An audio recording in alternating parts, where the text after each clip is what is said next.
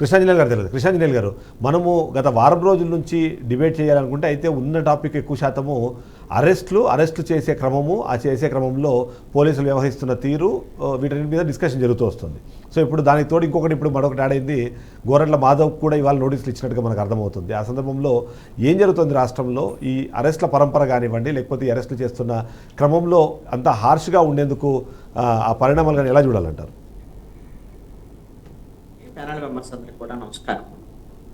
మొన్న వల్లభనేని వంశీ, నిన్న కోసాని, ఈ రోజున గోరంట్ల మాధవ్, రేపు ఇంకొకళ్ళు అరెస్ట్ జరగవచ్చు. ఇంకా చాలా లిస్ట్ ఉంది, పెద్ద లిస్టే ఉంది. ఇవన్నీ అరెస్టులు జరగవచ్చు.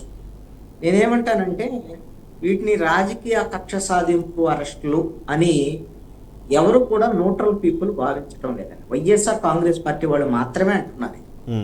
తెలుగుదేశం, జనసేన, బీజేపీ వాళ్ళు ఎలాగో వాళ్ళకి అరెస్టులు వాళ్ళు కోరుకుంటున్నారు.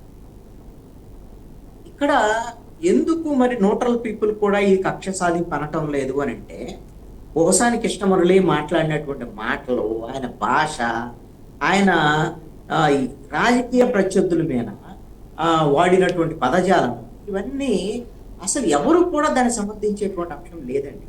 ఎట్టి పరిస్థితుల్లో కూడా. ఒకటి కాదు, రెండు కాదు, ఒకళ్ళు కాదు, ఇద్దరు కాదు రాజకీయ నాయకులు. చంద్రబాబు నాయుడు, నారా లోకేష్, పవన్ కళ్యాణ్, బిఆర్ నాయుడు, ఇలాగా ఎవరిని పడితే వాళ్ళని ఇష్టం వచ్చిన నీ ఇష్టం వచ్చినట్టుగా తిట్టేయటానికి నీకేమైనా ప్రత్యేకమైనటువంటిది ఇచ్చారు. జగన్మోహన్ రెడ్డి నీకు ఇచ్చాడు అవకాశం. ఏమని? తిట్టమని చెప్పాడు.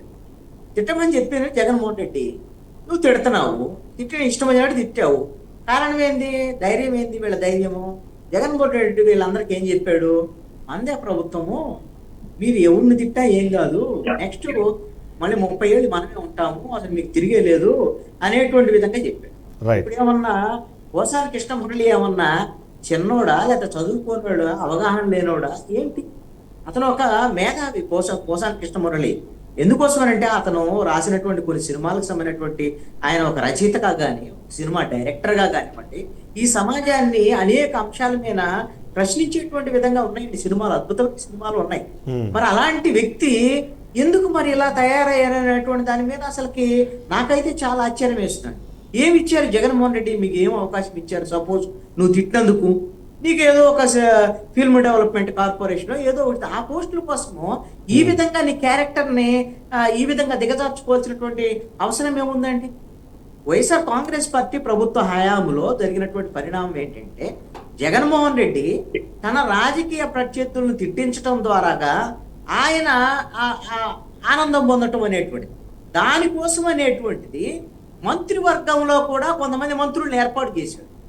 ఎవరు తిట్టాలి, నీ శాఖ ఏంటి, కొడాలి నాని శాఖ ఏంటి, చంద్రబాబు నాయుడు తిట్టాలి, అదేవిధంగా నారా లోకేష్ని తిట్టాలి, అదేవిధంగా పేరు నాని పవన్ కళ్యాణ్ తిట్టాలి, దాడిశెట్టి రాజా, అదేవిధంగా పులివాడ అమర్నాథ్ పవన్ కళ్యాణ్ తిట్టాలి.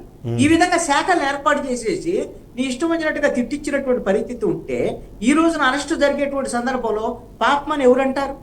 అసలు ఆ విధంగా తిట్టడాన్ని ఎవరు సమర్థిస్తారు? దీన్ని రాజకీయ కక్ష సాధింపని ఎలా అంటారు? ఖచ్చితంగా అనటానికి వీలు. అలాగని వైఎస్ఆర్ కాంగ్రెస్ పార్టీ వాళ్ళే ఇలాంటి భాష వాడుతున్నారా, వాళ్ళే తిడుతున్నారా అంటే, ఈ విధమైనటువంటి భాష, దిగజారుడు భాష అన్ని రాజకీయ పార్టీల్లో నాయకులు ఎంతో కొంతమంది వాడుతున్నారండి. ఏదో ఒక సందర్భంలో వాడుతానే ఉన్నారండి. ఎవరు వాడినోళ్ళు ఎవరు?